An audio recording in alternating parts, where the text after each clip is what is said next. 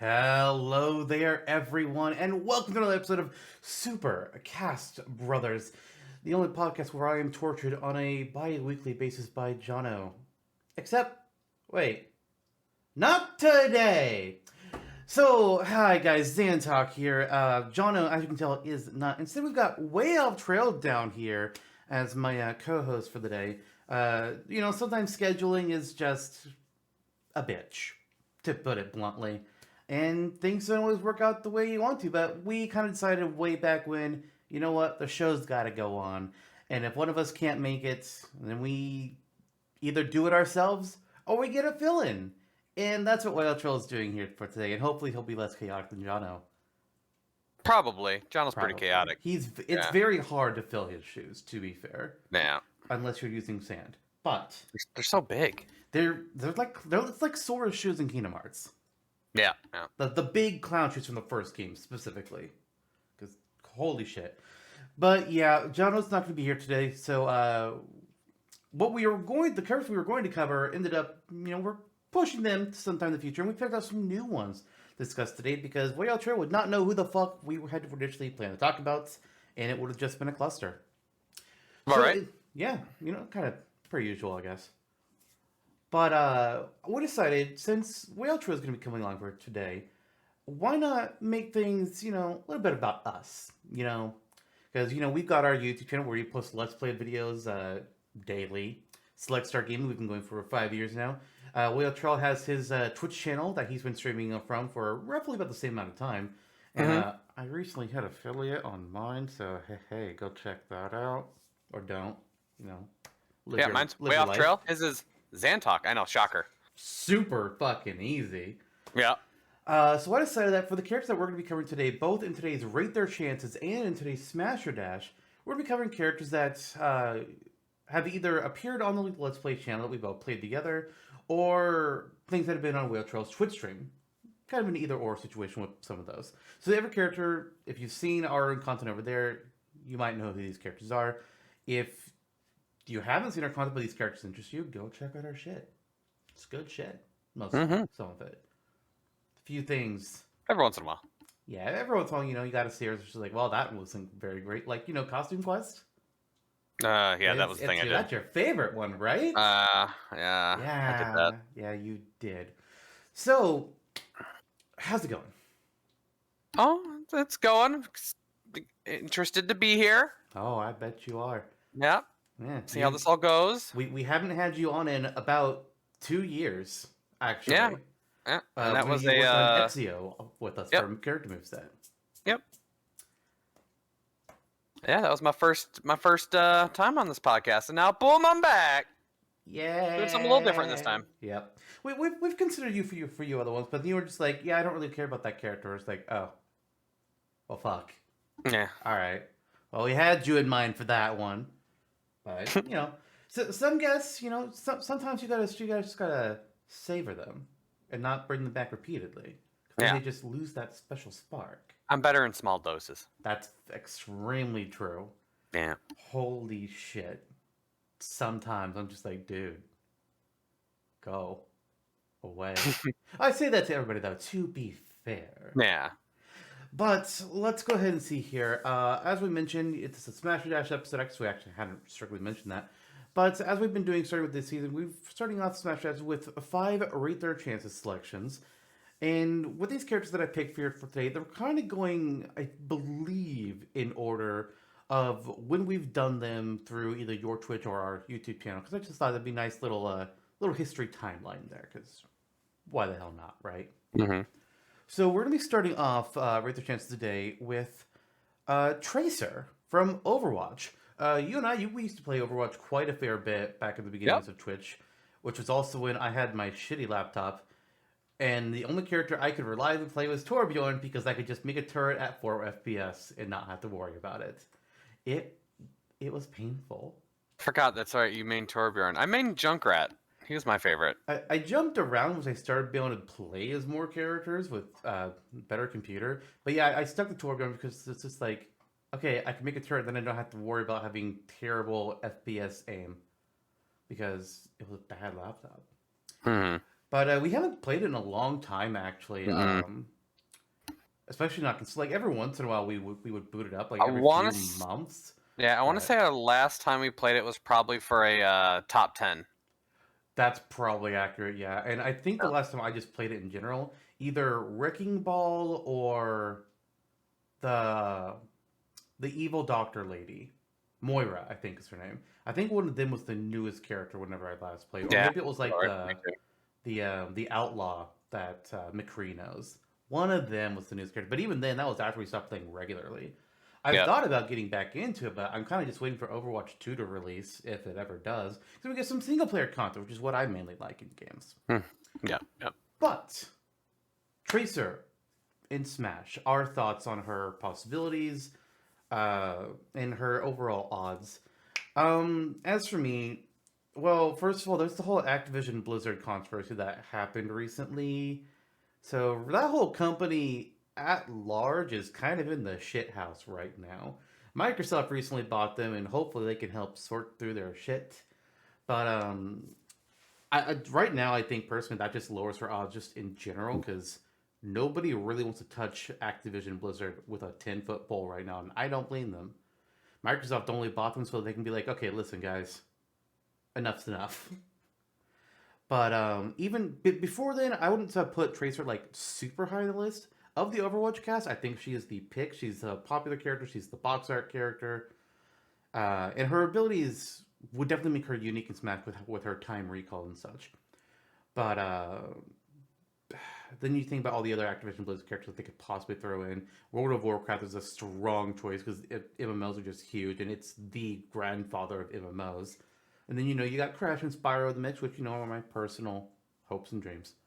But Tracer, I think she has a decent chance of Activision characters, but personally, I think she's third string of them. So what do you think? Uh, Overwatch being such a huge name, I could see that being a big pull for her to possibly get in. I would say of all the characters in Overwatch, she probably has one of the highest rates of being chosen. It would be her, Winston, or I'd say maybe Reinhardt would be Interesting. what, like, when I think Overwatch, those are kind of the three that I think of right off the top of my head. I mean, sure, there's Soldier 76, but let's be honest, I he's mean, boring. for me, it's Tracer, McCree, and Genji. Those Oh, are the three I think of. oh, really? Yeah. Interesting. But yeah, her recall ability really, really cool in Smash. I feel like it'd be a little harder than. I mean, sure, she could have her bomb as be one of the things, but uh, shooting characters are difficult. I feel like They really are. because you can't have them be too overpowered and you can't have them be too underpowered. So it'd be very hard. I feel like to have her, which is why maybe I feel like Winston would probably be a bit better of a choice for Overwatch, just because he's got a shot cannon instead and he jumps around a bit more. I don't know. I feel like he'd be more fun to add in than Tracer. But Tracer, I feel like if they were to be like, oh, we're going to add in Overwatch, Tracer would have decent odds. Yeah. But yeah, like you said, they're kind of not doing super well right now. So Yeah. that would probably lower it quite a bit. I'm also not too sure. Granted, I'm not in the sphere of like esports or anything like that, but I don't know like how Overwatch's popularity is doing right now, just as a whole. I know I personally kind of stopped looking at things when they announced Overwatch 2. Was like, ooh, story content, single player, hell yeah! Because Overwatch has always had a story, but it's always just been like in the background, told in cutscenes or supplemental material like comics and just random trailer videos they decided to make. Yep. But Tracer, she's also appeared in Heroes of the Storm, Blizzard's crossover MOBA game. There's a few other Overwatch characters that are in it. I can't really tell who off the top I of my think head. Genji is. That makes sense. What is it? Diva probably is. Diva's also a pretty popular character. At least she was. Oh, I don't know true. if she still is. But Tracer would be also just complicated to put into Smash in general. But I did work on a moveset for her a couple years ago. I think it was like in like 2016, 2017 I made a moveset for her. And it was complicated, but I was able to make her time mechanics work. Could they be better? I mean, possibly, probably. I'm sure Sakurai can figure it out a little bit better than I did. But he also just likes to do characters with like weird gimmicks, especially recently with Ultimate. A lot of the new characters have like some kind of gimmick to them. It's just like this is their core mechanic. Get good at it. Right. And Tracer being able to like kind of rewind her time would, I feel like he'd just be like, ooh, I like this idea. I want to do this character because of that. He doesn't Hmm. necessarily always do like the main poster boy character of a game that has like an expanded roster like Overwatch. Arms being a great example of this, where they chose Min Min instead of Spring Men. But to be fair, the Arms characters are kind of interchangeable because they literally can all just like use the same arm weapons. So it's like they all have very minimal uniqueness to them. Min Min is one of the ones that has the most uniqueness, and that's just something you want for a crossfire game like Smash. But the controversy with Activision, I think, is a huge deterrent right now. There were huge rumors about Crash that was going to get an Ultimate for a long while, or at least Activision wanted it. Maybe Nintendo didn't want it. Maybe the deals fell through. No idea. But considering that they were focusing on Crash and not uh, Tracer or a World of Warcraft character or a StarCraft character, kind of makes me think Activision as a whole didn't really want to push them too much, which is kind of a surprise because World of Warcraft is huge. Granted, right now it's losing ground to Final Fantasy 14 to a pretty significant degree. But, well, I think Tracer would be definitely interesting. I think Sakurai could be interested in a character like her. With the culture that's going on in Activision Blizzard right now, and just a huge bevy of other character possibilities, I'm not giving her high odds. I'll give her something like,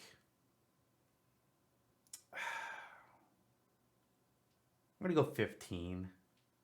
15% feels right about right, I think. What you think? I'm gonna give her a little bit higher of odds, not too much. I was thinking more like somewhere like 18, probably 18, 20, somewhere in that range. Okay. So probably 18. I was initially thinking somewhere like 12 to 15. I was just like, 12 feels low, 15 feels high. Yeah, but she is popular and people like her, so I'll get 15. Yeah. Now, even though Jonno's not here, I did tell Jonno who we would be covering today, and I had him give me his thoughts for each of the characters. So we'll be reading through each of those and getting his score as well to go ahead and add into things as we usually do. So, when it comes to Tracer, Jonno said, the face of Overwatch, which has a Nintendo presence now. They wouldn't touch Blizzard with a 1,000-foot pole right now, but give Microsoft a little time to renovate the company and maybe has a chance in next Smash. 28%. So he is a little bit more optimistic than both of us. Yeah. But combined, that's going to give Tracer a score of 20.33% chance of being added to Smash, at least according to us three Yahoos. Because we have all to say. Yep. All of the say. Absolutely. Yep. We are the best around, and nobody can beat us in the face. I hope. If they can, please don't come to my house. Anywho, the next character we're going to be covering is one that we've done a character from a series that we've done quite a few Let's Plays on, and we've been wanting to do the newest game, and we just, scheduling, as we previously mentioned, is a bitch. And that's Lilith from the Borderlands series. Lilith, each character in Borderlands has their own, everybody can all use the same guns. It's a shooter game. What do you expect from that? But each character also has their own unique skill trees, but also their own, what is it called? Like ultimate ability, super ability. What's that called again? They're, God, yeah, I don't know what it's called now. It's an ultimate ability. Ultimate, yeah. You build up a meter, you push a button, shit happens. If I remember correctly, I think, isn't Lilith's one where she turns invisible and then she appears somewhere else, or you run somewhere, you become invisible, and you just explode and fire? Or is that the character from the second game? Might be the character from second, but it's something similar because she's a siren, so I can't remember. She was one of them that I never had anyone play her when I played the original Borderlands. Just because her ability didn't sound all that great. So fair enough. Lilith is what's called a siren in the Borderlands series, which is kind of pseudo magic of sorts. They have special abilities that other people just can't have access to, such as turning invisible and exploding, or shooting out a bunch of spectral arms in a straight line that can just blast people apart. That's what the character in the third game does. As for Lilith herself and why she's kind of here representing Borderlands, it's really her or Claptrap, I feel. if you're gonna add a character from the Borderlands series, it's a playable fighter. It's one of the two of them. They're the two real faces of the franchise. Claptrap's really on the box art, but I feel like he's a little bit more difficult to adapt into Smash. Uh, it can probably be done, but I know personally I would have a harder time figuring out how the hell he's supposed to work. Meanwhile, Lilith, she's got all the guns, which just like any other character can do. But she also has her abilities as a siren. She's also known as the Firehawk, which is why I thought she had fire abilities. I'm pretty sure she does, considering we see her with like flaming wings in the second game.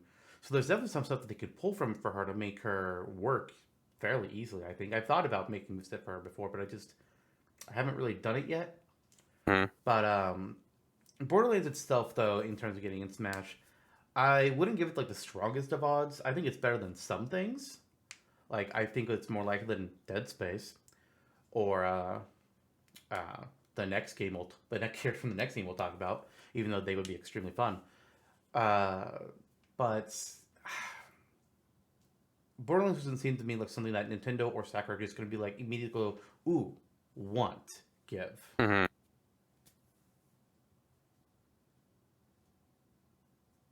Which is like, Is it my turn? Yeah. Okay. I would say I love the Borderlands series, don't get me wrong. But I think if they were to pick someone from Borderlands, it would not be Lilith. It would Really? be Claptrap would take probably the win, and I actually think Lilith would maybe even get pushed back by Tiny Tina now because of her Tiny Tina Wonderlands deal, or not DLC, but her new game. And she's also an explosive character, so she's got that type of stuff going on. So Sure. And she's I feel popular. like Claptrap is kind of the thing that ties all of the games together. So I would see definitely him being the one they would want to bring in. And I could see him having some fun movesets. Lilith, I mean, I feel like Borderlands 1, I feel like she was very meh. Borderlands 2, when she was not playable, she was better. She was more. She's borderline the main character in Borderlands 2. Yeah, I agree with that. She's kind of like the main quest giver. She's not playable, but she's the main character that you interact with, and she drives the story forwards. Yeah. So I would agree. I do agree with that, but I don't think, for me personally, I don't think she would get the selection for it of the characters. And I can't go super high on this one either because Borderlands is such a crude humor out there game, and I don't see Nintendo really caring for that type of humor and wanting to adapt them in, which I feel like would maybe lessen Borderlands' chance, even though it is a pretty popular series. It would be cool. It absolutely would be, and their character aesthetic would definitely set them apart from the roster. Mm-hmm. Which some people might say like, oh, they wouldn't look like they'd fit in. It's like, guys, Game & Watch. Yeah. And have their dark lines compared to everyone else's nice Yeah. polish. Like that would look really cool. It would be interesting to say at the very least. Like she'd be closest to something like Toon Link in terms of what's already in Smash, just like design wise. Going back to what you say with Claptrap and Tiny Tina. Claptrap, like, I don't know. I have a hard time envisioning how he would work. And as far as like the crude humor is concerned, like I think that'd be a factor for him. Definitely a factor for Tiny Tina. I don't recall Lilith being that much into the huge blood, murder, crazy explosions humor of Borderlands. She's kind of just a lot more tame than other characters. At least I kind of think like that's the case for, at least from my understanding, the main characters from the first game. Period. I haven't played the first game. I've only really gotten to play Borderlands 2 and pre-sequel. We have not yet had a chance to play 3, even though we've been wanting to. But she always seemed like pretty solid standard. Brick is a little crude humor because he's a bit of a meathead. Mordecai, I don't remember him being. He's pretty drunk, and like Roland would probably have better chances with, if you're thinking like with being more PC, but right. Lilith is okay, but she'll have her moments. Yeah. As for Tiny Tina, I'm just waiting for her to be playable. Like, what the hell? I was really hoping that we would get, because we got DLC for Claptrap to be playable in pre-sequel, And we've had other characters that we know just become playable through DLC. I was hoping Tiny Tina would be a DLC character for Borderlands 3. Because if that happened, I'd just be like, I know we would be fighting over who gets to play as her. Mm-hmm. Be like, no, It'd screw be me, you. but yeah. She, it's one of those things I'm like, yeah, she'd be awesome. And then I'm like, but she's also such a good NPC. Yeah. And so I kind of get it. Assist trophy spot is very, very strong for Tiny Tina. Yeah, I would agree with that. Easily fill that role. So could Claptrap. So could actually Lilith could as well. All the three of them could be easily an assist trophy. But as for Lilith being playable, I think the strong points for her is that one, playable in the first game, important NPC in the second game, and I'm pretty sure she's still an important NPC in the third game because there's a DLC that bridges the gap between 2 and 3 where Lilith basically becomes the I don't know what you call it, like the mayor or governor or whatever of the city. That Sanctuary. You play over through. So yeah, Sanctuary. She becomes the city's leader through that DLC, even though she really fucking doesn't want to. Mm-hmm. So I'm pretty sure she's still like important through all of them. Claptrap, he's kind of like the butt of the joke. Oh yeah, 100%. Always. There's never a time when he's not the butt of the joke, really. Honestly, I'd be surprised if they didn't literally make him the butt of something's joke by having him be lodged somewhere. But it's honestly, that's a really easy joke. Borderlands guys, what the hell? Maybe it's in 3 and we haven't seen it yet. But True. Lilith, she's got the popularity. She's got lasting importance throughout the series. And I don't think she'd be difficult. So I feel like that's all just like bigger boons in her area. That said, Nintendo going to look at Borderlands. If they're going, there's other shooter characters I think they're going to look at first, which are surprisingly not in yet. I'm going to go ahead and give her though a little bit higher than Tracer. I'm going to go. We'll go 18. I'll go 18 for Lilith. I'd say I'm going the opposite way. I'm going lower for her. Really? Because, like I said before, I don't think she would get the main Mm-hmm. pick. Borderlands being the game it is, even though it is a big game. So I was thinking like 8. Ooh, wow. Yeah. 8. Okay. I'm going pretty low for her. Fair enough. 'Cause, I mean, I can understand that. There's a lot of different characters they could choose from, and I don't think it's sure that's going to be high on Nintendo's list. Mm-hmm. But I think at the very least she'd be interesting. More interesting than a Call of Duty character, at the very least. Yeah. Which is also Activision. You know, I'm going to revise. I'm going to go 10. 10? I'm going to go 10. Okay, all right. Yeah, I'll give her a little bit more. We'll go 10 for you then. 10. I'll just make a small edit to that. As for Jonno and his thoughts, Jonno had to say this. I don't see Borderlands having a big shot in Smash at this point, but she's our gal if it happens. 10%. Oh, that's funny. All right. So with that calculated out, we're putting her at 12.66%. Sounds about right. I think that's a fair number. Yep. All right. The next one we're going to be talking about is a character from a game that you have done a Let's Play for.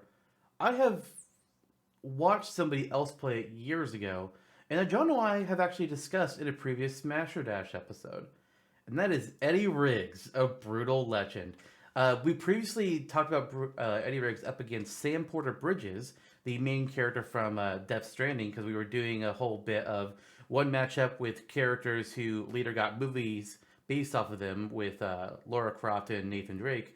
And the other matchup was characters who are based off of movie actors, being Jack Black and I can never remember his name. The guy who's fucking goddamn it, Daryl in Walking Dead. Oh God, I know. I can never remember his name. Too. Wait, is it Daryl? Is that Norman Reedus? Yeah, Norman Reedus. Yeah. Reedus. So it was basically Jack Black versus Norman Reedus and Angelina Jolie versus Tom Holland. It's pretty much what that episode was, and it was a good one. Eddie Riggs.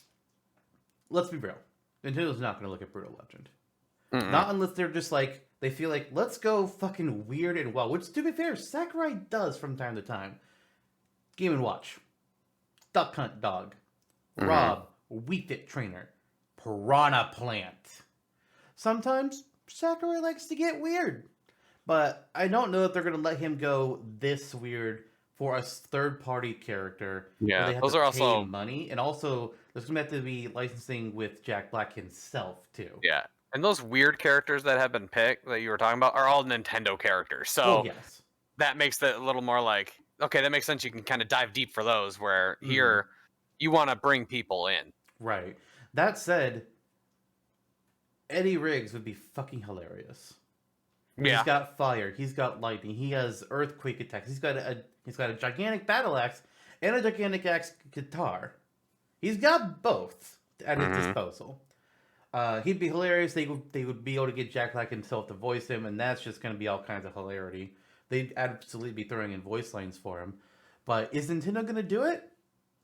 Ooh, don't know. Yeah. What you think? I like Eddie Riggs. He's a fun character.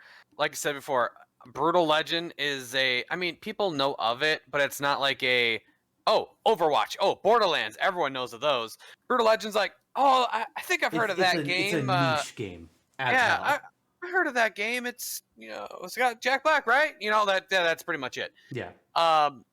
He's kind of got a little bit raunchy humor on the times, which again we kind of talked about with Borderlands. So that kind of I feel like drives it even further down. Nintendo's not afraid to censor characters in Smash, whether it's in terms of like changing things they say or how they look. Like Bayonetta, I think her design might have been slightly altered for Smash. Pyra and Mithra, at least for like we were given tights because oh my god, we can't show that much leg in a kid's fighting game, and they covered up Mithra's boob window. It's like okay, really, all right, what the fuck ever. But yeah, like, and the thing is, like, a lot of like the music in that game would also be issues. Like, if you know how they usually bring over music or stages, like a stage is probably pretty cool, but even then, a lot of the music you can't use from that game. That is gonna be a big issue. That they would cool, just be though. like they just get Jack Black to do his own remix of the music. Right. Just do that. I mean, and Smash does do remixes of music a lot, but even with like when Kingdom Hearts when they added in Sora, there's no Disney music on the Kingdom Hearts stage. Yeah. You're not going to hear "Let It Go" or the Toy Story song. Yeah. So I don't see him being much of he would be like of the Brutal Legend cast he would be the choice. Like he'd be it. Like there's no other option. Yeah. He'd be it. So that I mean is a bonus for him, but I don't see that being strong enough to push him as an option here. Unfortunately not. Like I would lose my shit if Eddie Riggs on it. I'd probably in two ways. First would be like, this is fucking wild and crazy. I love that you did this. Mm-hmm. It's stupid, but I love that you did it. But I'm also just be like, but over this character though? Yeah. Really? Like it's gonna be that. It's gonna be a hard mix there. But I would laugh my ass off. Probably that's gonna be my first reaction. It's gonna be just laughing. Just like they went there. Yeah. Okay. All right. Sure. Yep. Why not? But there's if Jack Black or if the studio that made the game, which is currently escaping my mind, if they were ever approached by Nintendo, they are going to jump at the opportunity. The table that they are having a meeting at is going to be broken because Jack Black is going to just stomp on it. Double Fine Productions. Double Fine. Okay, I was thinking it was Double Fine. I couldn't remember for sure though. Like Jack Black will fucking belly flop on the meeting table in excitement. Yeah. And I know Double Fine a little bit more. I don't see this being their like the one that they push forward. Like this wouldn't be their let's try for Brutal Legend Jack. No, they would pick something I think a little more different. What else does Double Fine have? Double Fine is Psychonauts. Okay, that's what I thought. I think they're Gang Beasts as well. I kind of pulled them up real quick. Grim Fandango. Costume Quest. Ooh. Broken Age. Stacking. So I mean, there's other games that I feel like probably would have. I feel like Grim Fandango would take it more. Well, maybe not. I think they probably push Psychonauts because didn't that just Psychonauts like would be a their new push game recently too? Yeah. Yeah. Or Gang Beasts. That said, for the most part, it's not these other companies coming to Nintendo and being like, put our characters in. It's Nintendo going, let's chat. And when Nintendo says let's chat, or I guess more accurately, when Sakurai says let's chat, he already knows what he wants. He doesn't always get it. Sometimes there's negotiations, but generally speaking, he knows who he wants. And if you try to push something else, he's probably just going to say no. Right. I don't know if the stories are true, but I know there were stories going around during the Smash 4 days when Sakurai was getting Cloud for Smash. There was talk about how they tried to say, well, what about Lightning? Because I think she might have been the newest one time where they were still trying to like super push Lightning on everything. And he's just like, no, I want Cloud. I don't. What? Nobody likes her. Stop pushing Lightning, Square. They have stopped by now, but there was a time when it was all that they could think about because they were trying to make the new Cloud and it didn't work. But final thoughts on Eddie. I'd love it. Not fucking happening. I do think he's more likely than some options, but I'm just gonna give him a 3%. I'm also aiming very low. You're giving him a little more than I'm going to give him. I'm not going to go with a 1 because mostly the fact like he's the option for this game. Yeah. And so I would give him a 2. Fair enough. I was considering something in the 1 to 3 range. There is one character for that we did. It might have been I think it was the last Smash Bros. Episode, or maybe it was the one beforehand, where all 3 of us gave the character a 1% rating. The Trapper. Oh yeah, yeah, that makes sense. Like again, he would be the one from that game most likely, but never, ever, ever happening. Holy shit. Yeah, if Eddie was to happen, it has to do something with Jack Black. Like, yeah. There's got to be some way that they wanted him more than anything, just for the name. Nintendo $2 million. Yeah. I'm just like, well, shit. All right. Do you record a bunch of voice lines for us too? Because you might as well. Right. Yeah. I just don't see it otherwise happening. Yeah. As for Jonno's thoughts, he had this to say. In a world where Jack Black probably doesn't voice the character in Smash, or just gives permission to use his old VA clips, Brutal Legend never hit Nintendo consoles and doesn't seem prepped for Switch. Being more of a cult favorite than a largely recognized game as a third party puts Eddie towards the lowest tier as far as chances are concerned, which is sad since I love the character idea and moveset potential. 3%. Oh. I'm the one that played it and gave it the lowest percentage. You really did. You really did. And that's the wrong number. That's really the wrong number. That's gonna leave us at 2.66%. I probably did not need to throw that in the calculator, but it's in front of me and I did it anyways. That's also going to put Jack Black as the second lowest character that we've done thus far and rate their chances only above the Trapper, which that's fitting. Makes a lot of sense. This next character, though, well, you're very familiar with this series. I'm somewhat familiar with this series, but I have watched you play through their game, and that is that's the wrong one. That stupid thing. That is Cassandra or Cassandra, whatever it's fucking said, from Assassin's Creed Odyssey, the Greek mythology Assassin's Creed game. We either choose between either playing as Cassandra or her brother Alexios at the beginning of the game, and there's the canon choice, and it ain't Alexios. Assassin's Creed Odyssey, it's no longer the most recent Assassin's Creed, but it's still only the second most recent, which still means it's recent enough, I think. So they don't have to worry about just thinking, oh, legacy or popularity. She's still very recent. I'm pretty sure the game is still popular. I watched you play it through on stream. Wow, words. The vast majority of the game, and it was really good. I thought she was a pretty fun character. She has a lot of different tools at her disposal. Just as typical assassination techniques, but she also has some different weaponry. She's kind of like, in my personal mindset here, Ezio is the best representative of classic Assassin's Creed, and Cassandra represents the more modern Assassin's Creed games that are a lot more RPG-like.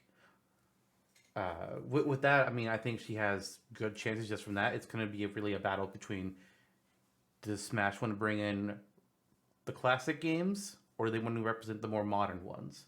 I think that's where the real battle is with Cassandra and Assassin's Creed. I have the hard part I have with Cassandra, I like Cassandra, don't get me wrong. I think she's a Mhm. great character. And she definitely beats Alexios, the hands down. And she's canon. She's the canon one. So I feel like if they were to choose just, Assassin's Creed Origin or Odyssey, they would be like Cassandra. She would be the choice. Then, like you mentioned, though, if you open up to the whole franchise, I think she starts to dive down a bit. Mhm. Ezio's going to take the top mark. Like, he's going to be the choice. He is the assassin, really. Like, he is the Assassin's Creed assassin. I mean, if they're really feeling like being out there, they go Altair, but he's so boring, and I would say no. I don't think he would draw as much of a. Ezio is pretty much Altair 2.0.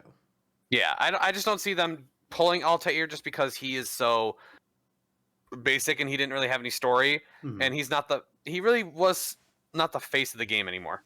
Yeah. I do think she has a lot better odds than a lot of the other assassins. Like, she's going to beat out Origins Bayek. I couldn't even tell you the name of the one for Valhalla. I think don't it's know. Ivor. Oh, I don't see that happening. Like, she's gonna beat out the Syndicate one. She's gonna beat out the pirate. all the others really. But Ezio, I think, would be the one that they would go after. But either way, they would have great move sets. Now, could I see her being a alt skin for Ezio? Yes, 100%. I could see that happening before she gets chosen as the option, though. Mhm. But I would love to see an Assassin's Creed character in Smash. It's kind of odd that we don't have any playable Ubisoft characters in Smash, considering they have such a close relationship with Nintendo. The fact that Rayman isn't in is mind-boggling. I know a lot of people, including me, really expected it to happen in Ultimate. People thought it was going to happen in Smash 4. We have a trophy for Rayman and another trophy for Glowbox in Smash 4. The only third-party characters to have trophies in the game but don't have a playable character. That's so strange. I don't understand what happened. I had to feel like there was discussions, but for some reason things just fell through. Because they have a huge legacy in history with Nintendo. We had the Rayman plus Rabbids, or the Mario plus Rabbids game. We're getting a sequel to it. Starlink Battle for Atlas has an entire Star Fox segment in it. It's wild to me. But something we were both discussing, Ezio and Cassandra, and like who they would pick between them. Something I've noticed when it comes to third-party franchises in Smash, it tends to follow one of three categories: the original character, the one that started it all, the most recent character, or somebody more in the middle that's like a face of the franchise type deal. That when you think of this series, you think of that particular game and that character. Final Fantasy with Cloud hits that one easily. Joker hits the second category with the most recent character, with Persona 5 just blowing everybody's minds. The first one is generally more done with like the older games, Mega Man, Sonic, Pac-Man, where it's like, okay, this is the choice anyways. But Dragon Quest is kind of an odd one where the face of the like they have 4 different Dragon Quest heroes in that slot, and you have the most recent one with Dragon Quest 11. Then you have the face of the franchise, Erdrick from Dragon Quest 3. Then you have 2 other popular ones, the heroes from I think DQ4 and DQ8. They kind of just have that. It seems to be like a general rule they seem to do, or their face, the original, the face, or the most recent. But And with if they went original, it would be Ezio. I mean, Altair yeah, would be just not. If they went face, I think they'd still go Ezio. it's a very good possibility that they could do that. I kind of view Assassin's Creed. There's a few franchises out there that you kind of just like cut into 2 pieces, just like old school and modern. And like Ezio is the old school face easily. Nobody comes close. Cassandra, you could argue maybe Ivor or Bayek. I guess I don't really know the other 2 more modern games, but Cassandra feels more like the face of the modern one. So it's kind of just like a what you're gonna do there. Yeah. Similarly, when you look at FPS games, the face of classic FPS is Doomguy. The face of modern FPS is Master Chief. Which side do you want to represent? Right. It's a good question. Between the 2 of them, that's really hard to say. You could have Cassandra be an alt for Ezio. You could have Alexios be an alt for Cassandra. They've done some characters where you have half the alts be one character, half the alts be another. Look at not look at the Animal Crossing villager. Look at the Wii Fit trainer. Half the ults with the male, half the ults with the female. So they could easily do that there. And then people who picked Alexios can be happy. All Yep. 3 of them. But as for Cassandra in general, if I'm comparing her and Ezio, I would probably put Ezio up higher. But I do think Cassandra still has good chances. She's not going to be like super high for me. It's still probably going to be like relatively low, but a lot higher than the characters we've already been discussing today. I'm going to give her. Let's go 30. Let's go 30% for Cassandra. If I had to choose, mostly I'm lowering it a little bit because I don't think she would win for the franchise. I think it'd be somebody. I think it'd be Ezio. And I mean, but I do feel like Assassin's Creed could get in. Yeah. That brings her up a bit. So I'm kind of thinking. Ubisoft franchises, Rayman and Assassin's Creed are like the 2 in contention. Yeah, and I feel like they'd give it to Rayman, so that's why I'm not going super high up either. I feel as if I'm gonna give a 25. Okay, 25, fair enough. Let's see here. What did Jonno have to say? Great, popular character, and represents modern Assassin's Creed. But at this point, I think we've created an Assassin's Creed character. It's Ezio. Whoever the newest character is, or maybe a composite character. 13%. That's fair. I get that. Quite a bit lower than the 2 of us went. All combined, that's going to come out to 22.67%. I guess the other one should have been 12.67 as well, with, rounding. Yeah. I guess 2.67. You know what I mean. Yeah, not too bad. I think that's seems fairly accurate, I think, for her. Mm-hmm. Now then, there's one last character to discuss here in the Rate the Chances segment. This character comes from a game that I have played like 4 times over and did a Let's Play of. And you streamed it kind of because you were forced to, in a way. Yeah, a little bit, yeah. But you ended up enjoying it for the story, if not the gameplay. And that brings us up to Yu Narukami, the protagonist character from Persona 4. We already have Joker in Smash, representing Persona 5. And I kind of mentioned earlier, just like, hey, he's the newest character. He was extremely popular.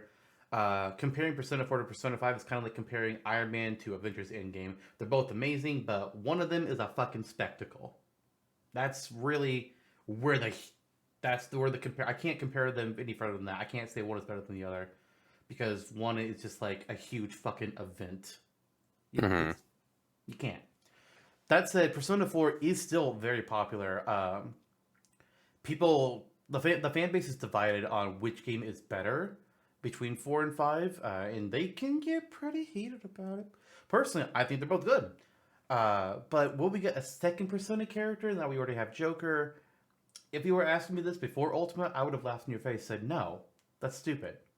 What the fuck are you talking about? No. But then Ultimate gave us Ken alongside Ryu. It gave us both Belmont characters, Simon and Richter. And probably most egregiously, it gave us Sephiroth alongside Cloud. It's like, fucking what? I thought we were going to get a second Final Fantasy character to be a hero from a different Final Fantasy game. Not fucking Sephiroth, but okay. So, it's definitely possible. The door is open for you to be added in. He can definitely be made different from Joker. They could kind of go like similar lines with him if they want to. Where Joker does daggers and curse magic skills, whatever you want to call it. Yu has more of it's a sword, a katana, I think is what it actually is. I'm not entirely sure about my sword types. And he has lightning skills. So they can change up with that. He's not going to have a grappling hook like Joker does. Instead, he's probably just going to do like more of a normal rising uppercut type deal. He could still have a meter like Joker if they really wanted to. But Yu and Persona 4 are both extremely popular. It's so far the only Persona game that's on Steam. A lot of us are hoping for others to be added, but thus far, it's the only one. And he has... Honestly, there's not a lot to him other than that.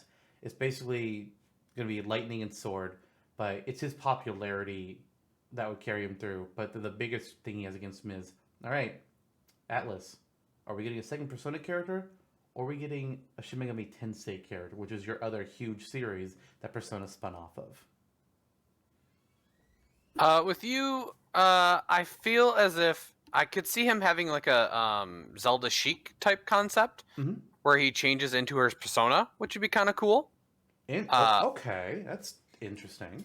Which I feel like that would make him a little bit different in that sense. I mean, yes, it's like Zelda Sheik, but so then it kind of brings in that whole, the persona thing. So I do see him being more likely of a chance than the other characters we talked about, just because Persona's already in the game. Yep. We don't have to worry like, hey, you've already got one. Do you want to go for two? Yeah. And again, it is a pretty good game, Yes. so I could see you making it in versus like some other characters. Now, if I think about the game itself, I feel like you is the option Yeah.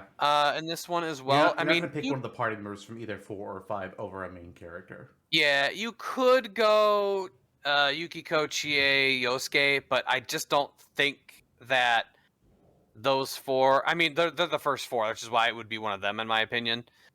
Even though Kanji obviously better, but just I don't see them grabbing one of those later characters. I No. feel like they would go with one of the first four, but I think in this case they would go with you. Just makes the most sense to me, and I think he would be. I think he has okay odds of getting brought in. Mm-hmm. Like all the party member characters, like I'm just gonna say it, they would all be no chance. We're not seeing Yosuke. We're not seeing Ant from Persona 5. We're not seeing Yukari from Persona 3. It's gonna be main character or bust for any of them. That's typically the thing for any third party franchise. I think it's gonna be the main playable character, unless again you have something like Overwatch where there isn't really a main playable character. You have a whole roster of possibilities.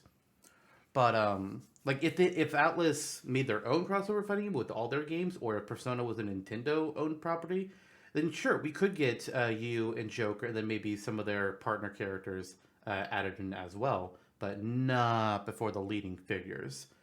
Um, but with you again, I think his biggest competition is just going to be Shin Megami Tensei. Huge franchise. It's actually the interesting thing is that Shin Megami Tensei has been mostly, if not completely, exclusive to Nintendo and PC. Well, Persona is mostly, if not completely, exclusive to PlayStation. And yet, we got a Persona character in Smash and not a Shin Megami Tensei character, which I know a lot of people kind of raise an eyebrow at. But Shin Megami Tensei, I think it's a little bit harder to do in terms of its characters because it's more of each like both these series, you have different protagonists in different worlds in each game. There's some light connections with Persona, but Shin Megami Tensei is very much separate between 1, 2, 3, 5, and whatnot. Uh, and I know like the popular choice for Shin Megami Tensei was the character called the Demi Fiend from the third game, but I don't, they learn a bunch of abilities and then they summon monsters to fight alongside. Not like how Persona, like you can swap a character. No, your party members are the different demon characters. Like instead of having Pixie as a Persona, you have Pixie as a demon that fights alongside you. But as far as Persona goes, I think if they do get a second character, it's not going to be a playable character from Persona 5. It's going to be you. You is the choice for a second Persona pick. It's not Kasumi. It's not Crow like some people try to say. Come on, guys. It's you. Easily. Mm-hmm. That said, Yu's chances himself.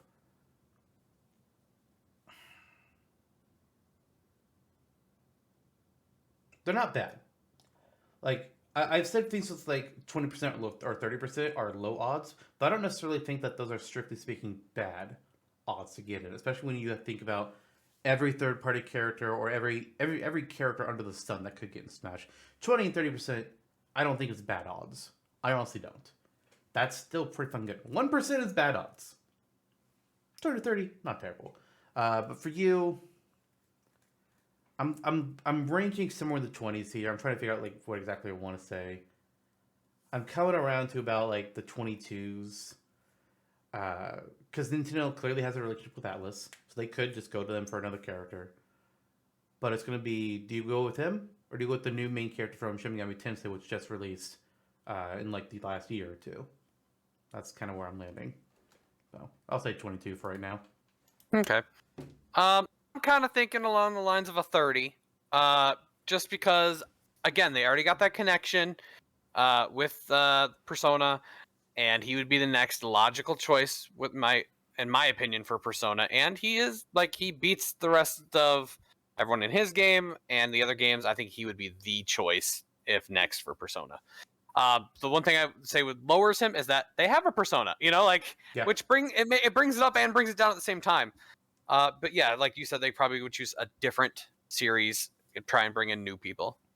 That's it. I mean, hey, I've been wrong on that before. 2 Castlevania characters, 2 Street Fighter characters, 2 Final Fantasy VII characters. So, True. So what number were you going with though? 30. 30. Okay. I knew you said 30, so I didn't know which number you were going with there entirely.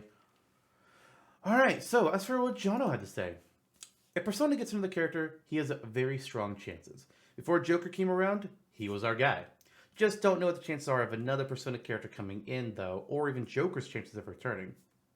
Given the IP's loose relationship with Nintendo, it isn't hard to believe that Sakurai would have other characters prioritized for a return. Fair enough, I think, in response to that. But then he gives you a percent of 15. So going lower than the two of us. And that's going to bring him down to 22.33%. Just barely below Cassandra, actually. Oh. Yeah. So that is the Rate Their Chances segment of today's episode. Now we get to go ahead and move over to our main part of the show here, Smash or Dash. Which, as we all know, where we pick one character out to smash and the others whose hopes we dash. So, our first matchup is going to be between 2 characters from series that you and I loved recording. We loved recording these games for the YouTube channel. Those are going to be the Castle Crasher from Castle Crashers, and, for lack of a better term, the BattleBlockians from BattleBlock Theater. I didn't know what else to fucking call them. Yeah, that's kind of... I think they were called Friends, and they were the friends of the other character. I don't know. But that doesn't sound right. You have the prisoners in the game. Yeah. I guess you could call the Cash Crutchers the Knights. But then what are you going to call the Knight from Hollow Knight? Right. So, Castle Crasher, BattleBlockian. There they kind of are. These 2 games were both made by a company called The Behemoth, which tends to make some fun games. There's only been really one of them we played that we kind of didn't like too much, and then I haven't played their original. But these 2 were both a lot of fun. You can have up to 4 players playing at once in Cash Crusher, and I think just 2 for BattleBlock, or could that also do 4? I thought it was just 2. I'm not entirely sure. But Castle Crushers, each of the different characters has their own abilities, which is mainly just focused on what type of magic they use. But then they can equip a variety of weapons. You can have different pets following around to give you different passive bonuses. And some are a little bit more active in their bonuses. But the 4 main ones are the red, orange, blue, and green knight. Red having lightning magic, orange fire, blue ice, and green poison. Or maybe it was acid. But there's a whole bunch of different characters. You can get the pink knight, which uses rainbows in their magic. The gray knight, the blacksmith, the king, the archer, the barbarian, the flame demon, or fire demon, whatever it's called. There's a huge roster of characters that you could unlock by playing the game a fuck ton of times. As you're all trying to run through a world to save the princesses. Because, well, you're a bunch of knights. What else are you going to do? Meanwhile, in BattleBlock Theater, you are on a party boat. Party boat crash. Your friend get kidnapped. You get thrown in prison. Your friend is supposed to be in charge of the theater. And you kind of get released to play through a series of deadly games in the theater for a bunch of cats' entertainment. You get a variety of weird weapons that you use to try and defend yourself. To get out of the prison and save your friend. And, well, I don't know, your friend just doesn't look too good. There's something weird about that, but hey, I'm sure he'll do better. It's fine. These are both really interesting choices, though. They have a variety of different options they can choose with, and they have a bunch of different... each costume could theoretically be a completely different looking character. Crashers, you have all 4 of the different colors of the knights, and you can also have the blacksmith or the pink knight and green IV options. The the BattleBlockians have different shaped heads, and you can give them different weird outfits to all wear. So each of the alts can look different too. Each of them they have these kind of similarities between them, just like having a bunch of different customization for what they can kind of be like with their different alts. Have a variety of weapons at their disposal. I've considered making a moveset for the Cast Crashers characters before. The only problem I've been trying to think of is like, okay, how am I going to deal with the magic? Hmm. I haven't yet figured that part out. With Castle Crashers, I feel like you would get like they'd be alts. Like all like you get the main one probably be I think the Red Knight's technically I think it'd be red because like when you're doing character selection, he's the first one there. Yeah, I think he's the first one. So, and then it would just be a bunch of alts. You would probably, I would imagine, be the green, orange, blue, pink, and it would just kind of go down that It'll line. probably change the name of the character too, much like with Bowser Jr. and the Koopalings. Yeah.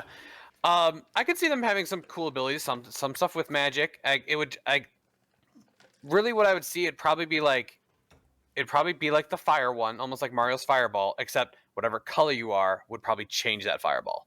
That could work. To that color. That would really, that'd be the easiest way to do it. Otherwise, you're making a whole ton of characters.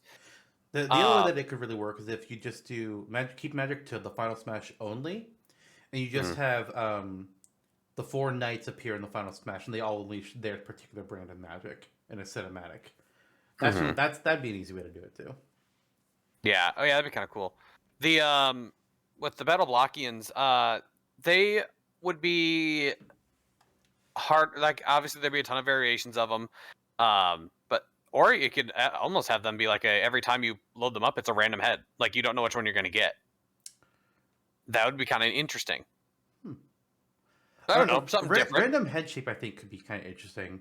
But I do think like you'd have like certain costumes they have set up for the different alts.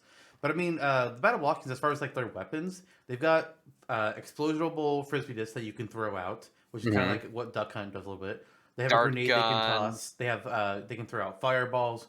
They have airplanes that they can fly, which all ride on piggies. They can shoot out giant bubbles of acid. You mentioned the dart guns that are kind of they look like Nerf guns. They're fucking Nerf guns. There's something called a force ball that just basically it's electricity and it just like pushes things back really far. They have a boomerang, a frog that will walk around and then explode. No, yeah.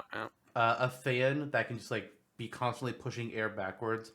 A dodgeball that bounces around a lot. An ice cannon that fires chunks of ice up. And then a vacuum, which basically pulls things in so you can use that to like take care of projectiles, really. Or just pull enemies close to you. So they have a fair bit of like different weaponry to pull from, whereas Cast Crashers pretty much just gonna be like, okay, weapon swipe, forceful magic. They have their jump magic. They have a projectile magic. They have bows, boomerangs, potions, sandwich, and they have the various pets that they could bring in that give them some kind of a buff of some sort. Kind of like how Shulk can switch between his mono arts. Maybe your Cast Crasher can pick a different pet and like boost their attack power or their defense or something to that effect. Right.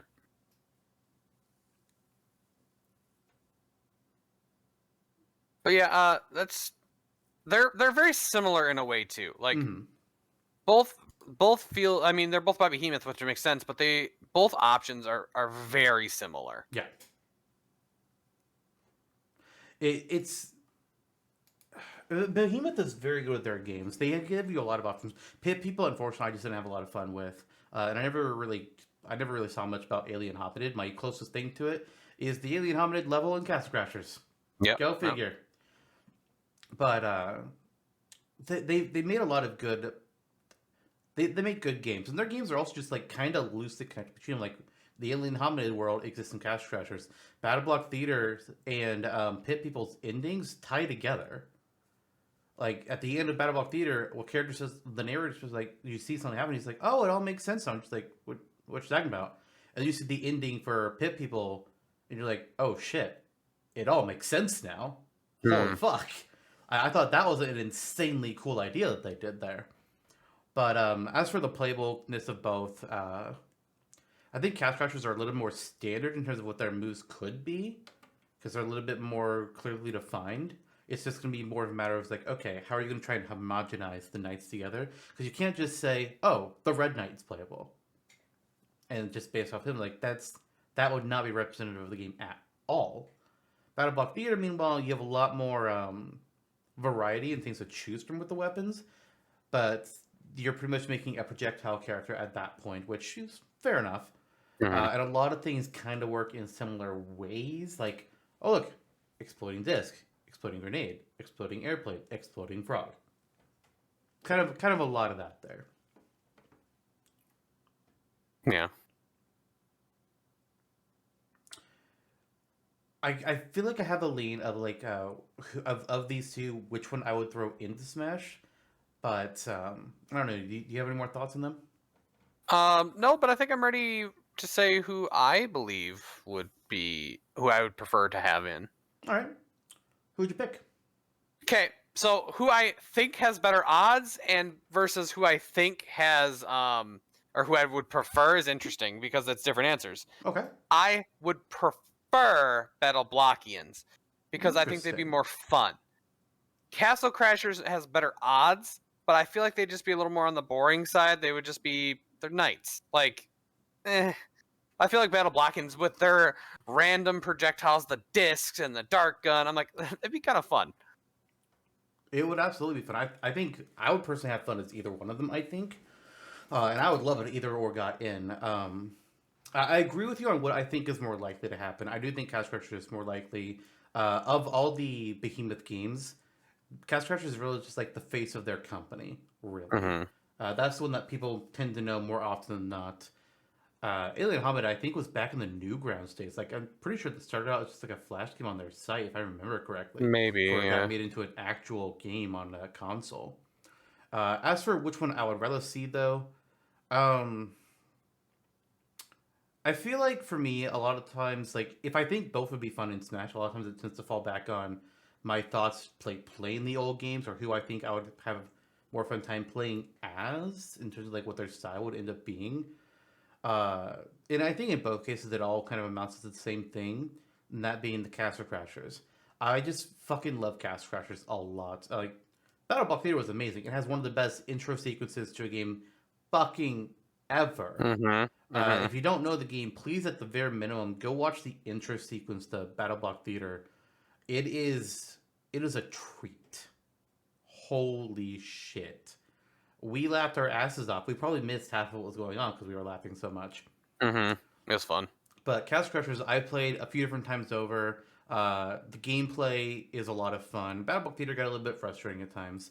It's both platforming but also puzzling and avoiding enemies and each other. Oh Mm-hmm. boy.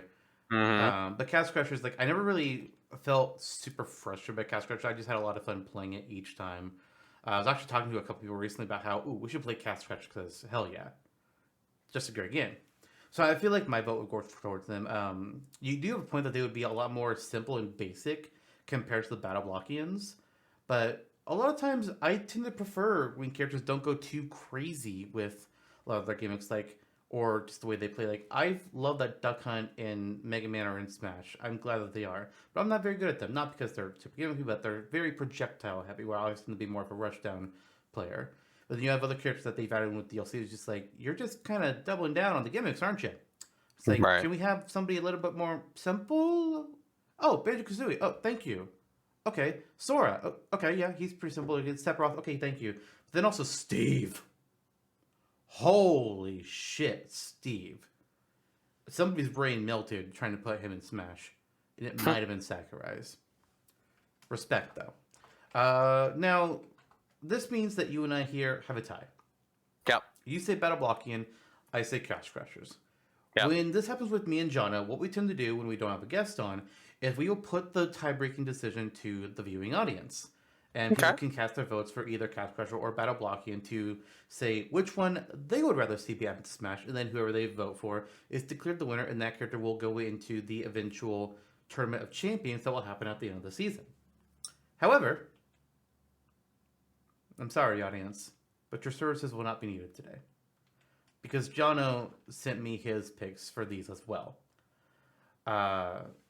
He did not label which one is which, and he just let the spoiler tag, so I don't know which one I'm about to click on, but hopefully Oh. he put them in the order that I sent them to him. If not, I'm about to get spoiled on his pick for the second matchup. Let's see what Jonno had to say. Battle blocking would be funny, but I think a Castle Crasher offers the more substantive potential moveset while also still being kind of funny, making his vote be for the Castle Crashers. And see, that's like I said. I feel like they would be more likely. Yeah. I just feel like battle blocking would be more fun. Which is absolutely fair. Absolutely. And the whole thing about Smash Bros. It's supposed to be what we want, not what's likely. If we got to pick one, if we got to have that little bit of influence, we had to pick which one. And that's fun. So with that, Cast Crushers move on from this episode. We'll see them later on in the year in the Tournament of Champions. Who they'll go up against, nobody knows. Because I randomized those until right before we start that show. But we have another matchup to deal with. Two more characters that you and I have experience with doing through Twitch and through the YouTube series. One of which is from a series whose... We've done their game for both YouTube and for Twitch. Both the games in their series. This is actually I believe your favorite character in it. We've also seen their character in a completely different game, which is kind of wild. That's Bill Overbeck from Left 4 Dead and a guest starring appearance in Dead by Daylight, which we play a fuck ton of. I played it today. You did, and you didn't invite me. Nope, I did not. You invited Curb, but not me. Did not invite Kirby. Showed up. But I would invite Curb over you, so sorry.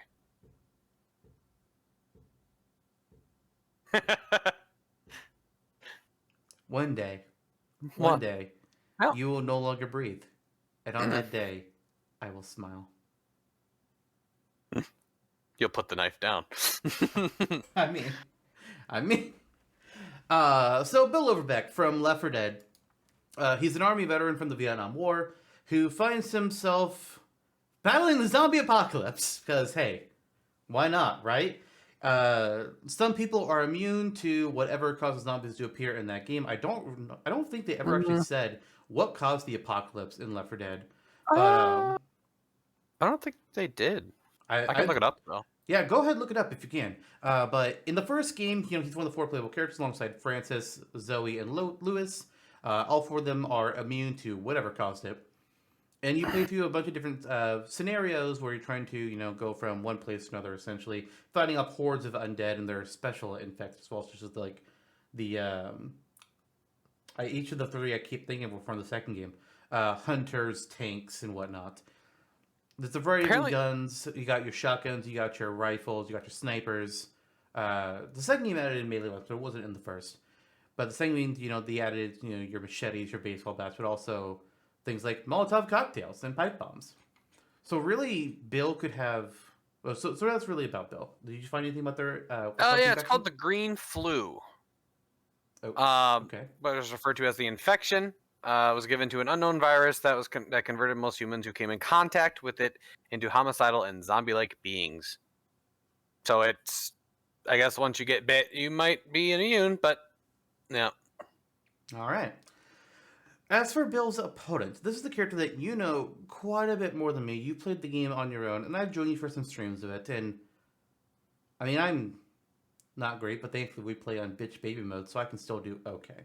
And that is Dallas from the Payday games. Yeah.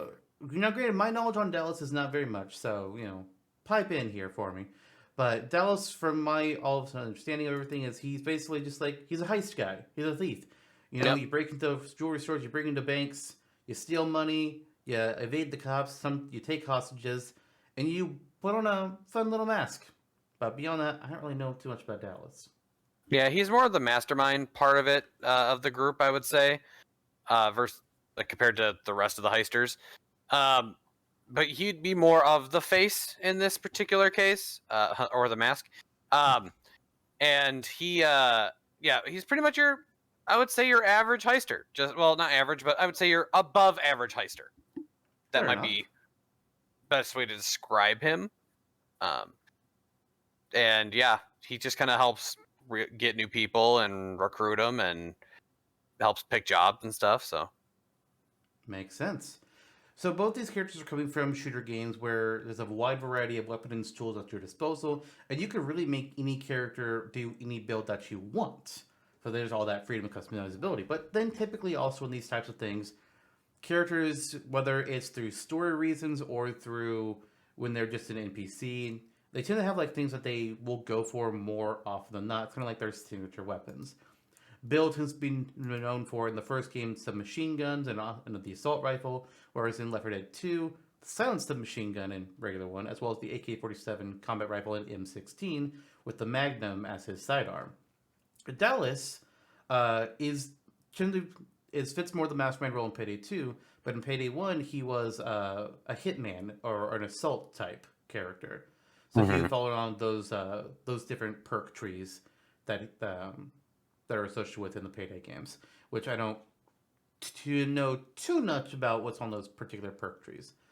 But if they were to add him in, they would probably base it more off of, okay, well, here's what he actually does more often, so let's see what his options are here.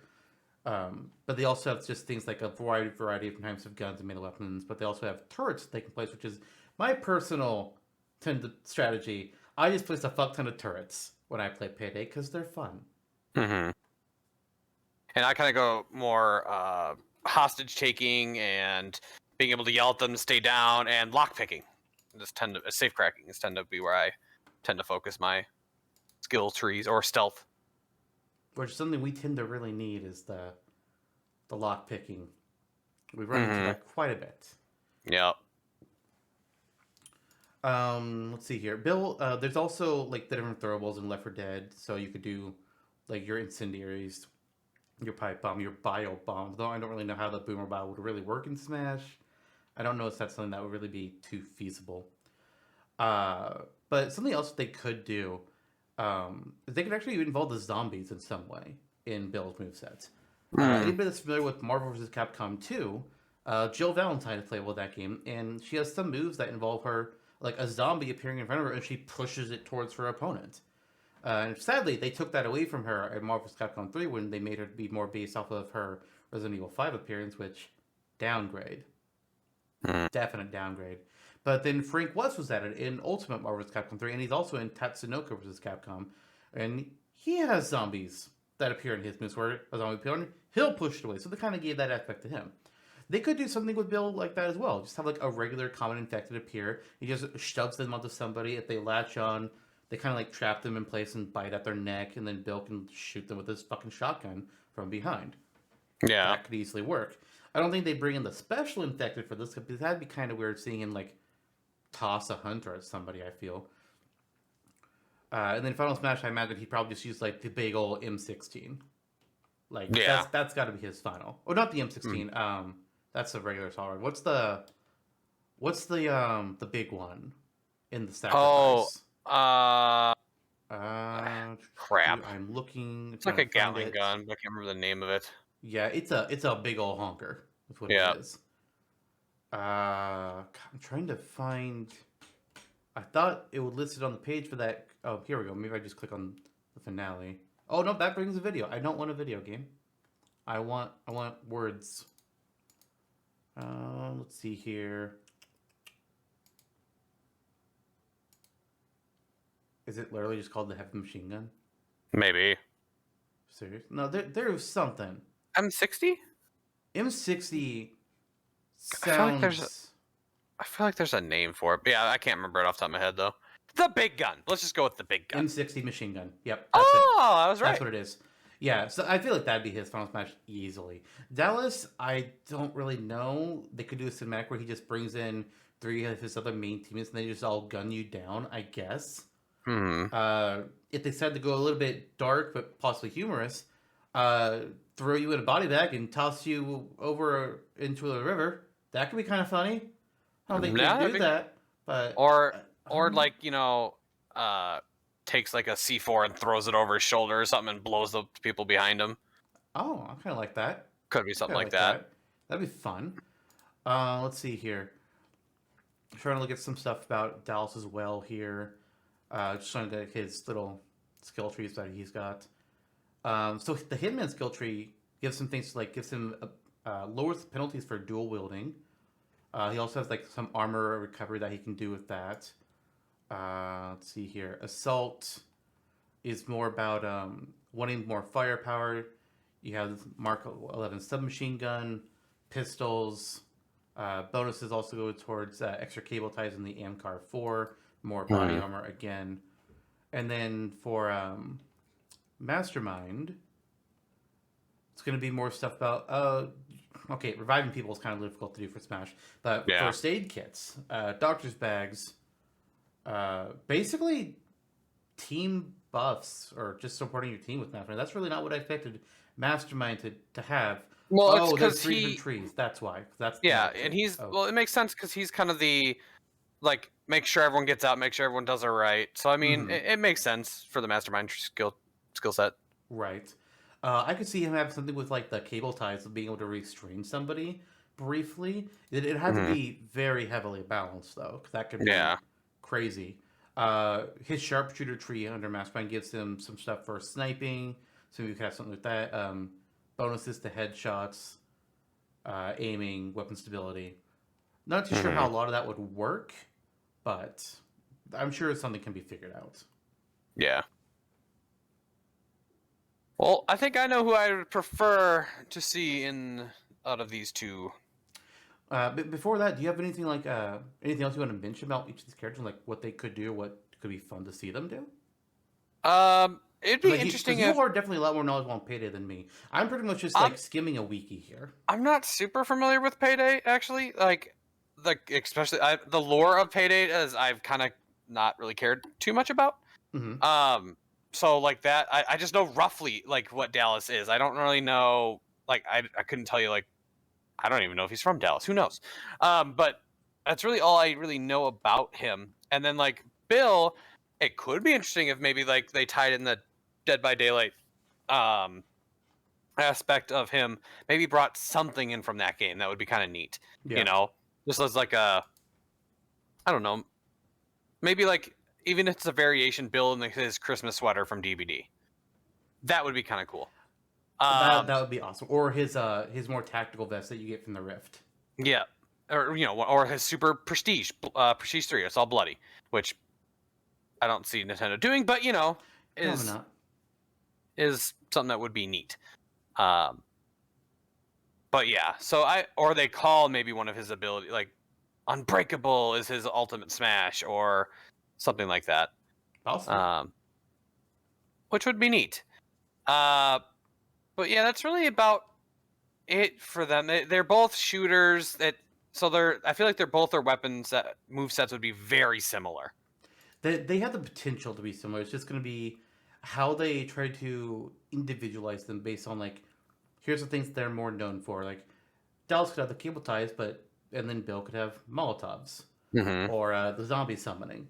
But Yeah. and that's something that neither of them would do. But they could both do pistols, assault guns, snipers, or shotguns. They both have access to the same base types of guns, which is really the hard thing about any shooter character in trying to envision in Smash, whether it's Dallas and Bill, Master Chief, Doom Guy, Mr. Call of Duty, Mm-hmm. Laura Croft, Nathan Drake, all of them. It's just like, all right, so they have guns. Okay. Yep. Which ones do you do, and how do you do it, and make it really work?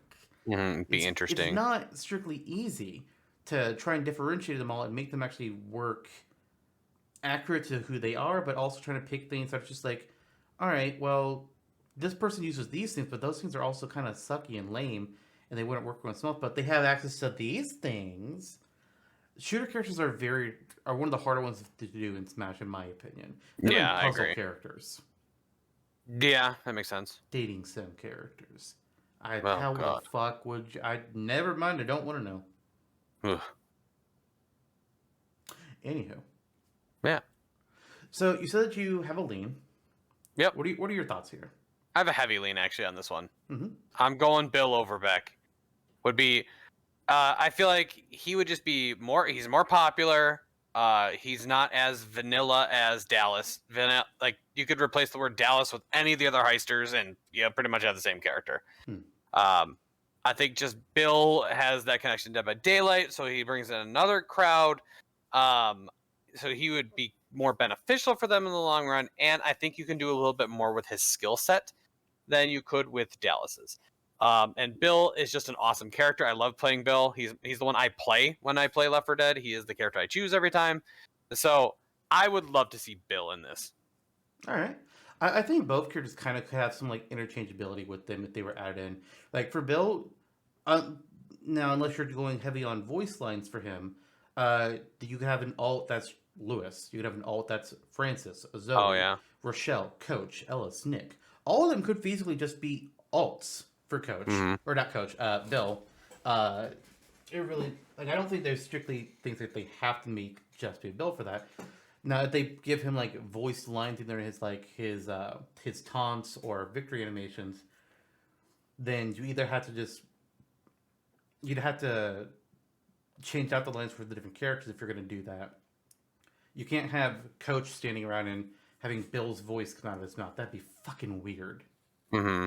Similarly, though, with Dallas, I mean, he can just wear the masks that the other main characters have as their signature masks. Yep. Each character has like their mask design. Yeah, and it's still just Dallas. Like you don't even Yeah. have to change up the name. Right. Which, speaking of, I don't think he's from Dallas. Apparently, in Payday the Heist, Dallas worked for the Chicago mob when he was young. And then he got Huh. in trouble when he tried to pit two Chicago mobs against each other. Hmm. Didn't go so well. I mean, he There you go. survived, but he kind of had a hit put out on him. Maybe don't do that. Right.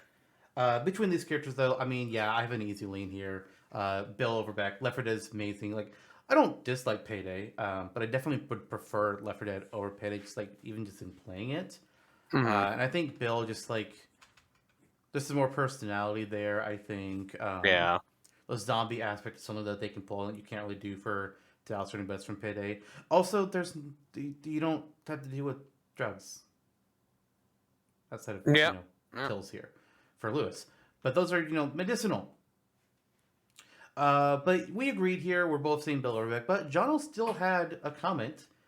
I'm assuming he probably also voted for Bill, but let's see what Mhm. Jonno had to say just in case we needed his I agree. comment. I think he's gonna pick Bill.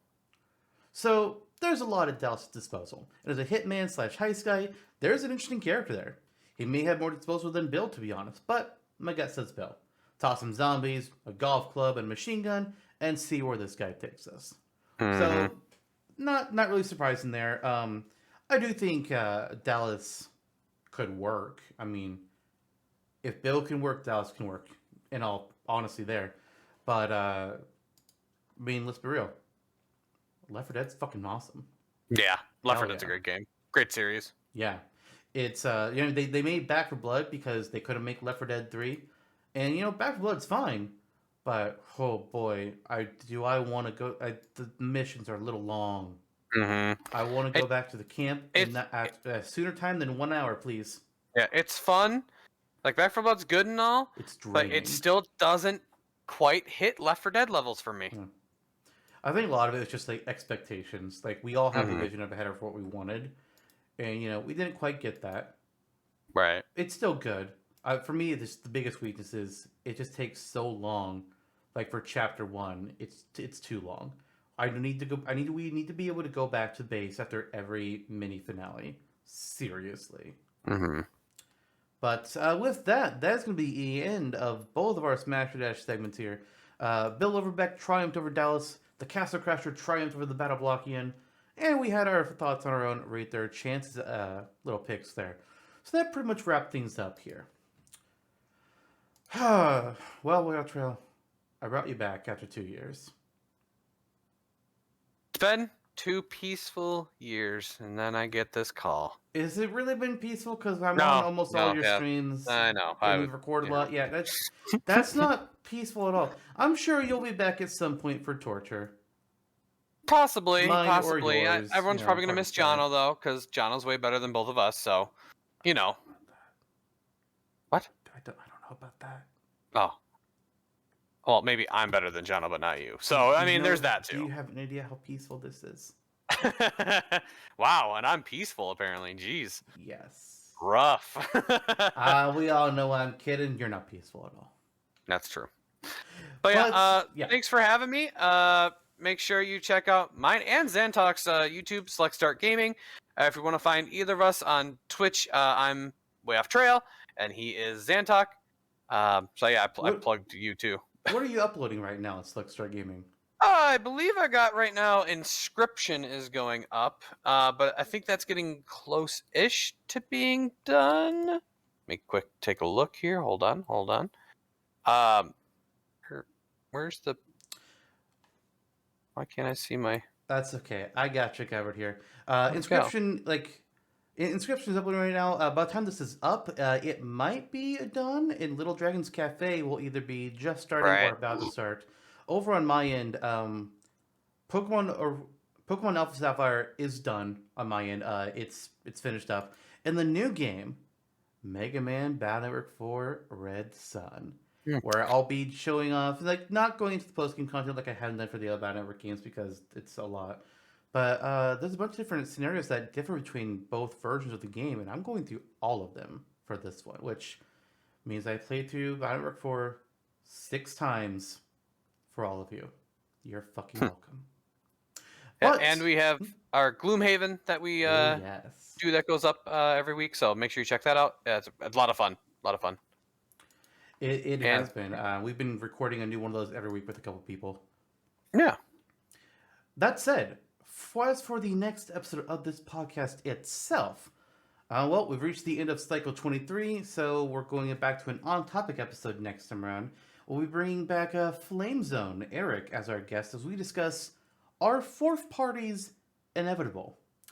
Will we get Goku, SpongeBob, Superman in Smash?